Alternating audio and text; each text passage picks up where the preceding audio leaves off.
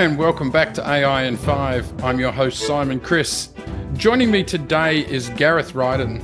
Now, Gareth has founded a company called Friday AI here in Australia, and we're going to be talking about how organisations can make sure they're ready for AI adoption.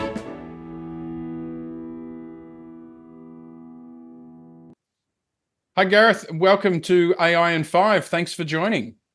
Morning, Simon. Thanks for the opportunity. No, happy to do this. Let's jump in. We've only got 5 minutes. Your business, Friday, does a whole pile of stuff around generative AI. What are you seeing when you're talking to clients? What's the one big thing that's still missing?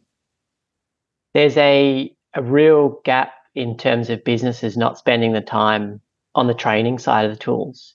So there's a kind How of... do you mean? Play that out for me.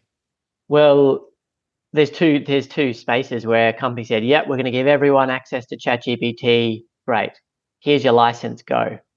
And then there's the other side of businesses. They're saying, "Well, we're going to give you access, but we're also going to invest, even if it's half an hour, 90 minutes, in training on how to use these tools."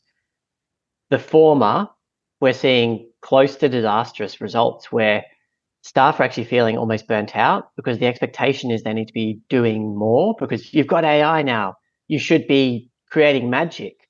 Well, just giving someone, a hammer and not even showing them it should be used on a nail.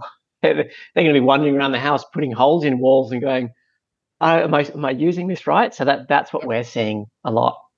Okay. And so how do they combat that? Like, should it be training before the tool? Should it not? A lot of companies are looking at rolling out Microsoft Copilot because it's so easily available. Is it a similar story there? I think it can be both. So the companies that they shouldn't distress if they haven't done the training. If they do it now and people have been trying to hack their way through it, you get benefits because people are like, "Oh, that's why I was doing it." So they have it in their brain. But also, we would recommend doing it as you're doing the rollout. And the main thing would be focusing on mindset. I think you put a lot of great stuff around there about these generative AI tools. We barely scratched the surface. And if you have the right mindset, if you look at your problems through a generative lens, you get transformational differences with the tools themselves in your business. Are you seeing, I'm kind of running across a little thing with execs in particular where I say, "What would you like to do with AI?" And their answer is, "I don't know, what can it do?" Are you seeing that chicken and egg, same kind of problem? Absolutely. And the execs that don't have that problem are the ones that have been playing with the tools. As soon as you put it in their hands and say, "Look, before you try and come up with what you should do, let's play around with them." And then all of a sudden it's like this giant penny clunking down on the floor in the room. And the level of conversation just lifts. And they said, and they either in that session or a week later, we're getting all these pings saying, "I was doing this with the kids on the weekend and it makes me think for our business, what if we did this?"